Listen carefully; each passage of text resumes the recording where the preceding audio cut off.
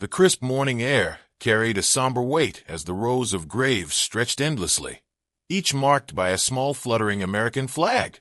A military funeral was underway, with dozens of mourners gathered to honor the life of Major James Everett, a decorated black veteran who had served his country for over 30 years. The folding of the American flag and the haunting echoes of taps signified the end of a life dedicated to service and sacrifice. Among the attendees was Sergeant First Class Daniel Hayes, a retired veteran and close friend of Major Everett. Standing tall in his immaculate dress blues, Hayes held a solemn expression as he supported the grieving family. His presence radiated both respect and pride, but beneath his composed demeanor lay the pain of losing a brother in arms. As the ceremony concluded and mourners began to disperse, a police car pulled into the cemetery, its loud engine breaking the sacred silence. Officer Ryan Calloway, a white officer notorious for his abrasive demeanor, stepped out of the vehicle. He adjusted his duty belt, his sharp gaze scanning the group of mostly black attendees with thinly veiled suspicion. Daniel noticed Calloway's approach, but tried to focus on comforting the family. The officer, however, marched directly toward the group, his hand hovering near his holstered gun. "Hey!" Dennison barked, his eyes narrowing on Hayes. "What are you doing here?" Hayes turned confused. "Excuse me? You heard me." Calloway snapped, his tone laced with hostility. "What's someone like you doing here dressed like that?" The murmurs among the crowd grew louder as everyone paused to process the officer's audacity. Hayes raised his hand slightly in a calming gesture, his voice steady but firm. "Officer, I'm here to pay my respects to a fellow soldier. Is there a problem?" Calloway's jaw clenched. "Yeah, there's a problem. This doesn't look like your kind of place." The crowd gasped, and Hayes's calm exterior faltered briefly before he regained his composure. "Officer, this is a military funeral. I served this country just like Major Everett. You have no right to." "I'll decide what's right." Calloway interrupted, his hand moving to unclip his weapon. The tension in the air thickened as attendees instinctively stepped back, some pulling out their phones to record the escalating situation. Hayes remained rooted, his voice low but resolute. "There's no need for this, officer. Stand down." But Dennison ignored the warning. The officer's gun was out within seconds, its barrel pointed directly at Hayes's chest. The crowd froze, the only sounds being the distant rustling of leaves and the faint hum of the officer's police radio. The sight of Officer Calloway's gun aimed at a man in full military uniform sent a wave of disbelief and anger rippling through the mourners. Phones were raised higher, capturing every second of the shocking encounter. Whoa, what are you doing?" shouted an elderly mourner from the back of the crowd. "This is a funeral, for God's sake. Put the gun down, man." Another voice called out, this time from a younger soldier in uniform, stepping forward cautiously. Dennison, however, didn't flinch. His finger hovered near the trigger as he barked, "Stay back, all of you." Hayes held his ground, his expression calm but commanding. His years of training in the military kicked in, giving him an unshakable presence. "Officer Dennison, you're making a mistake," Hayes said, his voice steady and deliberate. "There are witnesses here. You're pointing a weapon at an unarmed, retired soldier at a funeral." The officer's lips curled into a sneer. "I don't care who you say you are. You don't belong here, and I'll be the one to decide if you're a threat." Hayes tilted his head slightly, his eyes narrowing. "A threat? To what? This ceremony? These grieving people? Or just to your idea of who gets to wear this uniform?" His words cut through the tense silence like a blade drawing audible gasps from the crowd. Dennison's face flushed with anger. "Don't get smart with me," he snapped, taking a step closer. The crowd shifted uneasily, several attendees yelling in protest. "This is harassment," shouted a woman near the front. "He's a veteran. How dare you?" Hayes raised a hand, signaling the crowd to calm down, even as the gun remained trained on him. "I suggest you think carefully, officer. You're standing in the middle of a cemetery, surrounded by cameras, pointing a gun at a man who spent his life defending this country. Is this really the legacy you want to leave behind?" Calloway faltered slightly, his grip on the weapon tightening as he glanced nervously at the recording phones. For a brief moment, uncertainty flickered in his eyes, but it was quickly replaced by stubborn pride. I don't answer to you, soldier, he spat, his voice shaking slightly. Hayes took a single step forward, his movement slow and deliberate. The crowd held its collective breath. You're right. You don't answer to me, Hayes said, his tone firm but calm. But you will answer for this. Before Dennison could respond, the sound of distant sirens pierced the air. Several attendees had already called the authorities, reporting the officer's behavior. Dennison's head snapped up, and the color drained from his face as he realized his backup was not the kind he'd been expecting. The crowd began to murmur louder, their anger now mingled with a sense of anticipation. Hayes, still calm and unwavering, locked eyes with Dennison. This ends now, officer. You can either lower your weapon, or let the people who are on their way here decide what happens next. Dennison hesitated, his gaze darting between Hayes and the approaching police cars. He was cornered, and everyone could see it. The sirens grew louder, echoing through the solemn cemetery like a warning bell. The flashing red and blue lights of incoming police vehicles reflected off the polished gravestones, a stark contrast to the quiet reverence of the funeral just moments before. The tension in the air was suffocating, the crowd murmuring in anxious anticipation of what would happen next. Officer Dennison's hand shook ever so slightly as he tightened his grip on the gun pointed at Hayes. His expression betrayed his inner turmoil, part panic, part anger, and part stubborn pride. He wasn't ready to back down even as the crowd continued recording, their outrage simmering. Officer, I'm telling you again, put the gun down. A younger black man in the crowd shouted, stepping forward. His military ID badge dangled around his neck, a clear symbol of his service. This man has done more for this country than you could ever dream of, and you're disrespecting him in front of grieving families. Have you no shame? Dennison's head whipped toward the man, his face contorted with frustration. Stay out of this, he barked, waving the gun slightly, causing the crowd to collectively gasp and take a step back. The motion was reckless, erratic, and dangerous.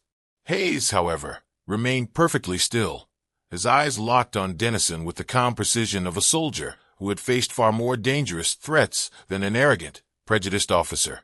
You're losing control, Calloway, Hayes said, his voice low but firm, and you're showing everyone here exactly who you are. I'm not losing control, Calloway snapped, his voice rising defensively. You're the one trying to stir up trouble. At that moment, 2 squad cars screeched to a halt near the cemetery gates, and 4 officers stepped out, their faces a mix of confusion and alarm as they took in the scene. One of them, a middle-aged lieutenant with salt and pepper hair, immediately recognized Hayes. His name tag read Lieutenant Marcus Delgado. Sergeant Hayes, Delgado called out, his voice carrying over the murmurs of the crowd. He approached cautiously, motioning for his officers to stay back. Now, what's going on here? Hayes turned his head slightly, never breaking eye contact with Dennison. Back for a military funeral. All because I didn't look like someone who belongs here.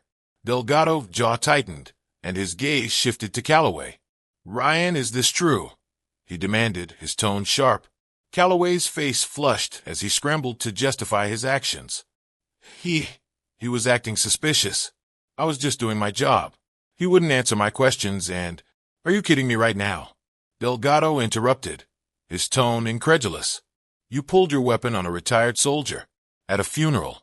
The crowd began to shout in agreement, their anger reaching a boiling point. We all saw it. Someone yelled.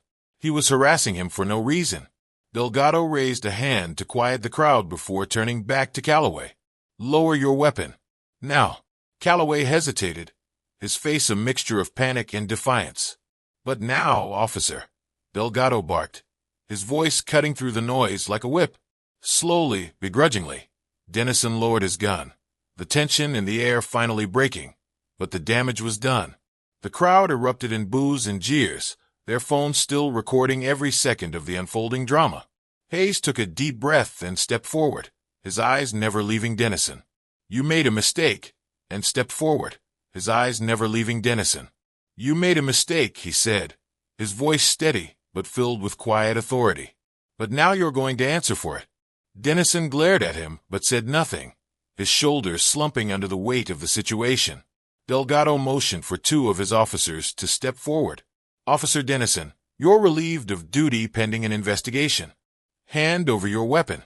Calloway's face turned pale, and he stammered. You can't be serious. But the lieutenant didn't waver. You pointed a loaded weapon at an unarmed veteran without cause, in front of dozens of witnesses. Yes, I'm serious. As Dennison reluctantly handed over his gun, the crowd erupted in applause and cheers. Hayes, ever composed, simply nodded, his quiet strength commanding respect. As Officer Dennison handed over his weapon, the crowd's applause grew louder. The relief in the air was palpable, but the sense of injustice still hung heavy. Hayes, ever composed, kept his eyes on Dennison, not with malice but with an unspoken message. This is accountability. Dennison's hands shook as he unfastened his utility belt, placing it on the hood of Delgado's squad car. His face was a mixture of humiliation and barely restrained anger.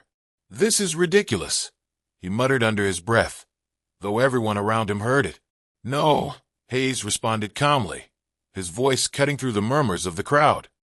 What's ridiculous is pointing a gun at a man in uniform, a man mourning a fallen brother because of the color of his skin. Dennison's head snapped up, his face turning red as he opened his mouth to retort, but Hayes wasn't finished. You thought you could intimidate me, embarrass me, maybe even scare me. But let me tell you something, Officer Calloway. There's nothing you can do that I haven't already survived. The crowd erupted in cheers, and a few attendees shouted in support. That's right. One man called out, "Show him what real strength looks like." Lieutenant Marcus Delgado held up a hand to silence the crowd, his expression a mixture of embarrassment for his department and respect for Hayes. "Sergeant Hayes," he said carefully, "I need to apologize on behalf of the police department. This should never have happened. Rest assured this will be handled."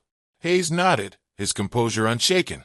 "I appreciate that, Lieutenant, but an apology isn't enough. This man put not just me, but everyone here in danger. That kind of behavior has no place in law enforcement." "You're absolutely right," Delgado agreed. He turned to his officers. "Take him into custody."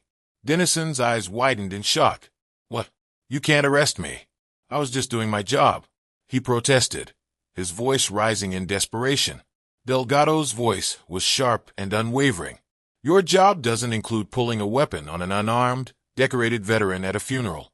That's not policing. That's abuse of power. And now you're going to face the consequences." The officers moved in, handcuffing Dennison as the crowd erupted in a mix of applause and shouts of indignation at the officer's behavior. Dennison's protests grew louder, but they fell on deaf ears as he was led toward the squad car. Hayes watched the scene unfold, his expression calm but resolute. A younger soldier approached him, his voice filled with admiration. "Sergeant Hayes, that was incredible. You kept your cool through all of that." Hayes turned to him, offering a small, weary smile. "Son, staying calm is something you learn when the stakes are life and death. But this," he gestured toward the police cars, "this shouldn't have been a battle at all. Not here. Not today." The soldier nodded solemnly, and the crowd began to disperse, some shaking Hayes's hand as they passed, others patting him on the shoulder. The respect they showed him was a stark contrast to the treatment he had just endured. Delgado approached Hayes again, his expression sincere. "Sergeant Hayes, I want you to know that we're launching a full investigation into this. Dennison's actions were unacceptable, and he'll be held accountable." Hayes met Delgado's gaze. "I appreciate that, Lieutenant, but accountability isn't just about one man. It's about the system that allows this kind of behavior to happen in the first place." Delgado nodded, understanding the weight of Hayes's words. "You're right, and I'll do everything in my power to make sure this serves as a turning point." As Calloway was driven away, the weight of the day began to settle on Hayes. He looked back at the gravesite, where the family of Major Everett was still gathered. Taking a deep breath, he walked over to them, his focus shifting back to what truly mattered, honoring his fallen brother. By the time the police cars disappeared over the horizon, the story of what had just transpired was already spreading. Clips of Officer Calloway pointing his weapon at Sergeant Hayes were flooding social media. The hashtags #Justice for Hayes and #AssistCope began trending within hours, with videos of the incident being shared millions of times. Meanwhile, Hayes remained at the cemetery, comforting Major Everett's grieving family. He knelt beside Everett's widow, her trembling hands clutching the folded American flag. "Thank you for standing up for us today," she whispered through tears. "James would have been so proud of you." Hayes shook his head humbly. "This was about James, ma'am. It was his day, and I'm sorry this happened during it. But I promise you his sacrifice, his honor, they'll never be overshadowed by what one ignorant man did." The widow nodded, her face softening. "You're right. People like him don't get to define us." By the next morning, the incident was headline news. Major networks picked up the story, broadcasting the video to households across the country. Anchors recounted the shocking moment when Dennison had pulled his weapon, the audacity of his words, and the unshakable composure of Hayes. The video sparked outrage and debate nationwide. Protests erupted in several cities, with signs reading, "Protect those who protect us," and "Racism has no badge." Veterans organizations rallied around Hayes, condemning Dennison's actions and demanding systemic reforms in policing. But while the world erupted in fury, Hayes remained focused on maintaining his dignity and ensuring the moment was not about him, but about the bigger picture. A few days after the incident, Hayes was invited to appear on a major news program. Seated opposite the host, Hayes wore his military dress uniform, the medals on his chest glinting under the studio lights. "Sergeant Hayes," the host began, "millions have watched the footage of what happened to you at the funeral. First, I have to ask, how are you feeling?" Hayes took a deep breath before answering. "I'm angry, but I'm not surprised," he said, his voice steady. "This isn't the first time something like this has happened, and unfortunately, it won't be the last. What's important is what we do next." The host leaned forward. "You handled that situation with remarkable composure.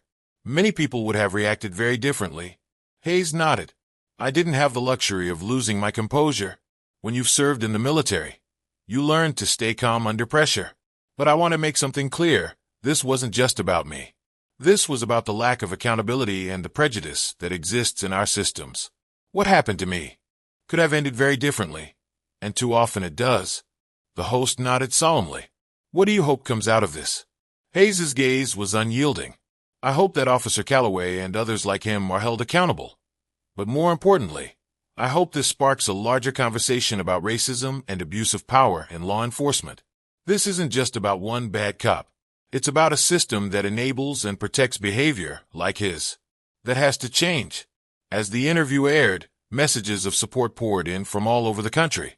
Hayes received letters from fellow veterans, law enforcement officers, and everyday citizens thanking him for his bravery. His words resonated deeply, becoming a rallying cry for justice and reform. Meanwhile, Dennison's situation worsened. An internal investigation revealed a troubling history of complaints against him, most of which had been swept under the rug. With public pressure mounting, the police department had no choice but to act. Dennison was charged with aggravated assault and official misconduct. His trial date set for the coming months. Back in his quiet home, Hayes sat at his kitchen table, sifting through letters and emails of support. One letter, handwritten and carefully folded, caught his attention. It was from a young boy who had seen the video. "Dear Sergeant Hayes," the letter read, "My dad is in the military like you. He said what you did was brave. When I grow up, I want to be brave like you too." Hayes smiled softly, his resolve strengthened. He knew the fight wasn't over, but for the first time in a long while, he felt hope. To be continued next. Page 6 to 8. The trial begins and the courtroom becomes a battleground for justice. "You said," 6 ChatGPT said. ChatGPT page 6 to 8. The courtroom buzzed with tension as Officer Ryan Calloway was led inside, handcuffed and flanked by 2 officers. The gallery was packed, every seat taken by people who had been following the case. Veterans in uniform sat alongside activists and community leaders, their faces a mixture of determination and expectation. Cameras clicked furiously, capturing Calloway's expression, a mix of defiance and unease, as he avoided the piercing gazes of those in attendance. At the front of the room sat Sergeant Daniel Hayes, calm and composed as always. His military dress uniform was crisp and polished, and his presence carried an unspoken authority. To his right was a legal team assembled by a coalition of veterans organizations, eager to ensure that justice would be served. The judge, Evelyn Monroe, a stern woman with sharp eyes and an air of no-nonsense professionalism, entered the courtroom, bringing the room to order. "This court is now in session," she announced, her voice cutting through the murmur of voices. State versus Dennison. Charges include aggravated assault, misconduct while on duty, and reckless endangerment. The prosecutor rose, a seasoned black attorney named Olivia Carter, whose reputation for dismantling systemic injustices had made her a powerful force in the legal world. "Your Honor," she began, "this case is about more than just one officer's actions. It's about accountability, about ensuring that those sworn to serve and protect do not misuse their power to target individuals based on prejudice." Carter turned to the jury, her voice strong and deliberate. "On that day, Officer Calloway didn't see Sergeant Hayes as a man who served his country, who risked his life to defend the freedoms we all enjoy. He saw the color of his skin and assumed he didn't belong. And when Sergeant Hayes didn't cower under his intimidation, Dennison escalated to pointing a weapon, a deadly act of power abuse. The defense attorney, visibly uncomfortable, attempted to paint Dennison's actions as a misunderstanding and a misjudgment under stressful circumstances. But their arguments were weak and the evidence presented by the prosecution was damned. Understanding and a misjudgment under stressful circumstances. But their arguments were weak, and the evidence presented by the prosecution was damning. Video footage taken by multiple witnesses played on a screen showing Dennison pointing his weapon at Hayes and making inflammatory remarks. The gasps and murmurs from the jury and gallery were audible. When it was Hayes' turn to testify, the courtroom fell silent.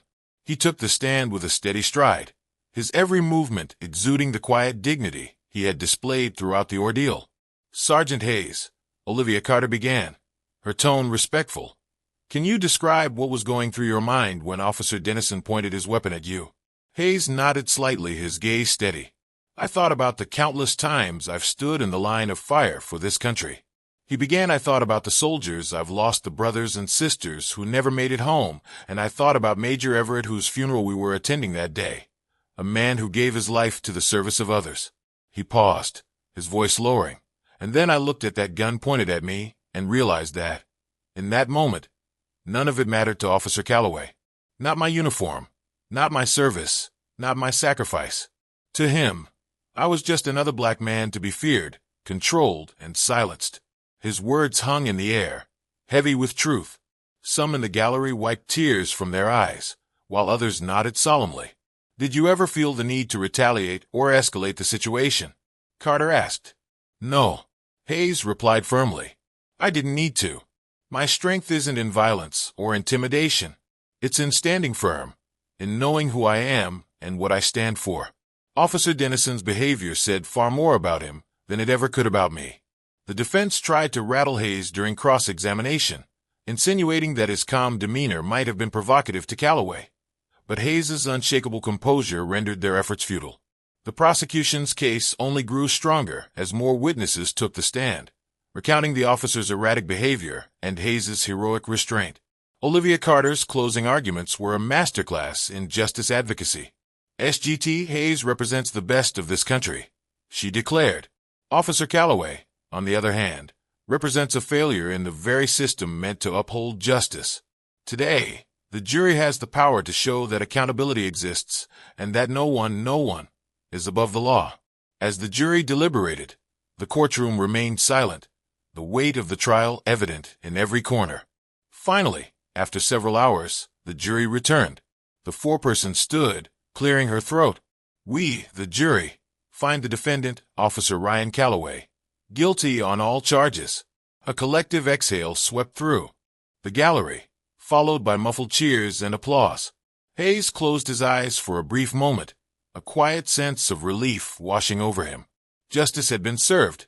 The courtroom was packed again on the day of Officer Ryan Calloway's sentencing. The atmosphere was a mix of anticipation and resolution. The trial had been an emotional roller coaster, and now the world would see the consequences of his actions. Media crews swarmed the courthouse, capturing the historic moment that symbolized justice for many who had endured similar injustices but never saw accountability. Sergeant Hayes sat quietly in the front row, his hands folded in his lap. He wore a simple suit instead of his military uniform, choosing to emphasize his humanity rather than his status. Beside him were Major Everett's widow and children, who had come to see the final chapter of this painful saga. Behind them sat a sea of supporters, veterans, activists, and everyday citizens who had been inspired by Hayes's strength and composure throughout the ordeal. When Dennison entered the courtroom, the gallery fell silent. He looked haggard, his shoulders slumped, and his once defiant demeanor replaced with nervousness. He avoided making eye contact with anyone, especially Hayes. His attorney shuffled papers nervously, clearly aware that leniency was unlikely. The judge Evelyn Monroe, the same no-nonsense woman who had presided over the trial, took her seat and addressed the court. We are here to determine the appropriate sentence for Officer Ryan Calloway, who has been found guilty of aggravated assault, misconduct while on duty, and reckless endangerment. Before I deliver my sentence, the court will allow for victim impact statements. The room grew even quieter as the judge Evelyn Monroe, turned to Hayes.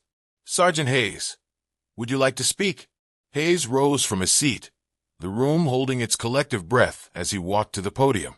He took a moment to gather his thoughts before addressing the court. Your Honor, he began, his voice calm and measured. I want to start by saying this. I didn't come here today for revenge. I didn't endure this process to see someone else suffer, no matter how much they may have wronged me.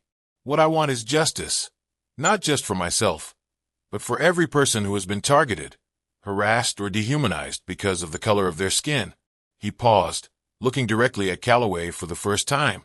Officer Calloway, when you pointed your gun at me that day, you didn't just disrespect me. You disrespected the uniform I wore, the values I stood for, and the sacrifices made by countless soldiers like Major Everett, whose funeral you disrupted. But more than that, you disrespected your own oath as an officer of the law. You swore to protect and serve, and instead you chose to intimidate and harm. The gallery was silent, many visibly moved by Hayes's words. But Hayes continued, his voice softening. I believe in redemption. I believe people can learn, grow, and change if they're willing to confront their mistakes. I don't know if you're ready to do that, Officer Calloway, but I hope that one day you'll look back on this moment and choose to become better, not just for yourself, but for the people you were supposed to serve. Hayes stepped back, his statement leaving a profound impact on everyone in the room. Even Dennison seemed momentarily humbled, his defiance replaced by a flicker of remorse. The judge Evelyn Monroe nodded. Thank you, Sergeant Hayes, for your powerful and measured words. Now I will deliver the sentence. She turned to Calloway, her expression firm. Officer Ryan Calloway, your actions on the day in question were not only reckless, but deeply rooted in prejudice and a gross abuse of your power. You violated the trust placed in you by the public and endangered lives through your behavior.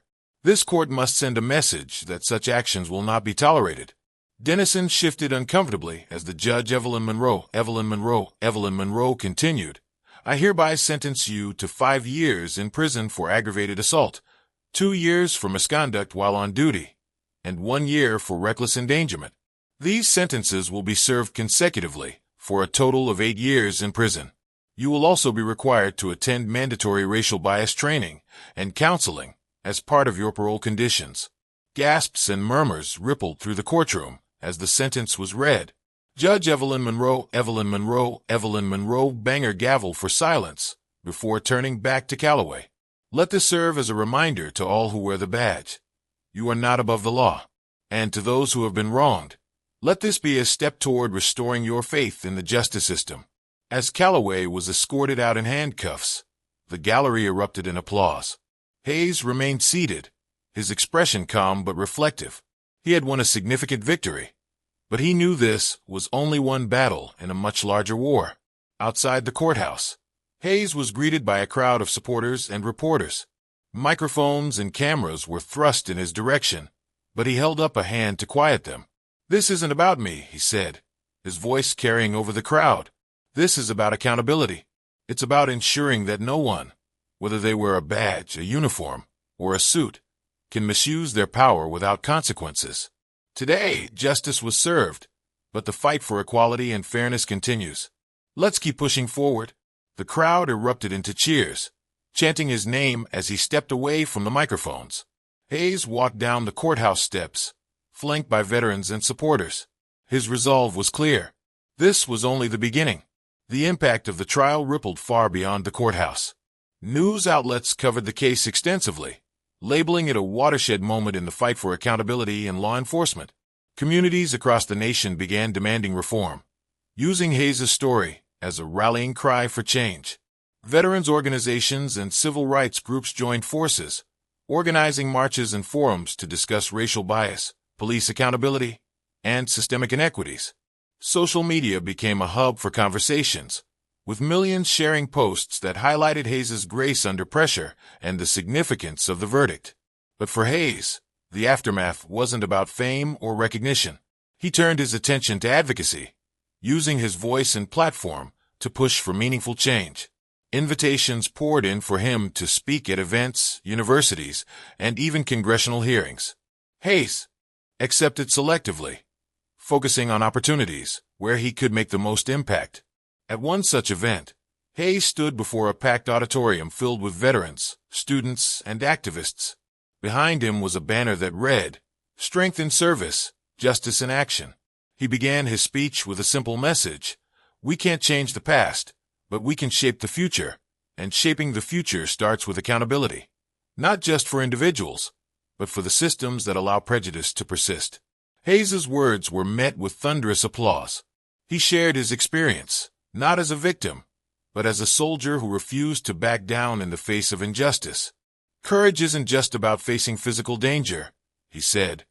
"It's about standing up for what's right, even when it's hard, even when it feels impossible."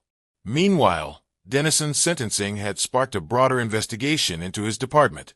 Several other officers with histories of misconduct were disciplined, and the department announced a sweeping overhaul of its policies, including mandatory racial bias training and the implementation of body cameras for all officers.